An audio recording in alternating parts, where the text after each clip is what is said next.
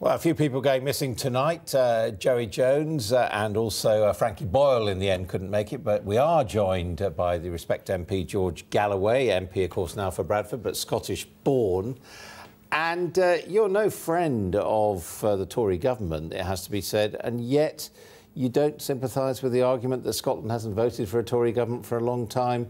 So perhaps it's time to go its own and vote for its own government. Well, there are plenty of Tories in Scotland, of course. 416,000 people voted for them just a couple of months ago, and another 100,000 voted for UKIP. So we shouldn't imagine Scotland is a Cuba just waiting to be unleashed.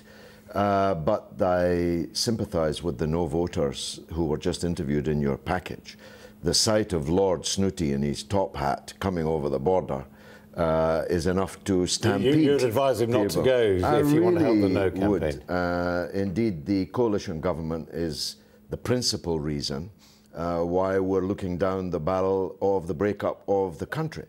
And Tony Blair's government is an additional secondary reason. Why do you care? I mean, why do you care about the union? Well, Bradford will be in a desperate state if the country breaks up, because take 49 non-Tory MPs out of Westminster and Ed Miliband will struggle to win any election in those circumstances. And the prospect for much of England of Tory government into the foreseeable future, maybe into perpetuity, is a disaster for working people on this side of the border.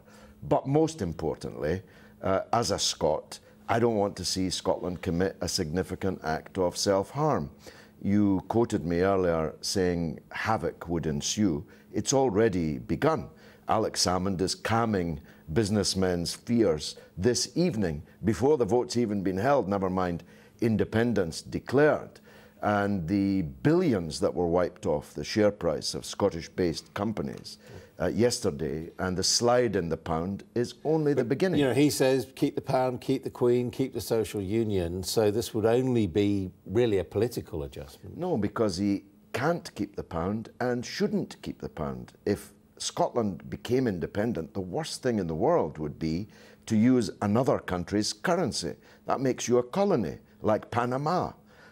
It would be absurd to say you were independent whilst being dependent on economic, fiscal, monetary decisions made in a London Parliament in which you had no members. What's your answer if you or your children are faced with the choice? Well, either you can be Scottish or you can be, I suppose, British or lesser British. Well, I think we don't want to have to make that choice. We can have the best of both worlds. The Gordon Brown's package that he unveiled yesterday gives super Devo. I mean, never mind Devo Max.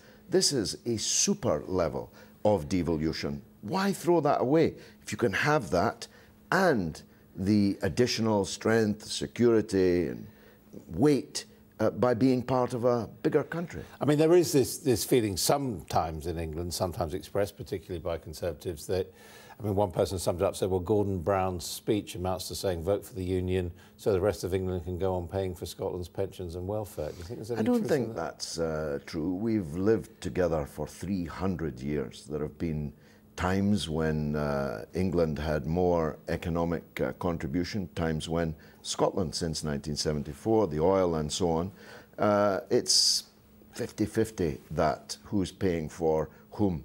I'm more interested in the fact that mortgages will go up, that there'll be a race to the bottom as a centre-right government in Scotland and a right-wing government in England cut tax and regulation and public expenditure to be more and more Thatcherite, more and more attractive to big business to come in. The working people are sure to lose that race. And you feel about this emotionally? I mean, for you, it's going to be like a divorce. Yes, and you know, and I've been divorced. It's never pleasant. You can argue about the CDs, the DVDs, the dog, the car, maybe even the house. But the one thing that never ever happens is that the person walking out the door when you're begging them to stay gets to continue to use the joint family credit card. And that's essentially what Alex Salmond has in mind. You've been in Scotland, obviously you've been involved in the campaign. I have. What do you think is going to happen? Well, I think it's very close. As Alex Ferguson, a great Scot and a great no voter, would put it, it's squeaky bum time. And those bums are definitely squeaking on the train to Edinburgh tomorrow. George Galloway, thank you very much. Thanks.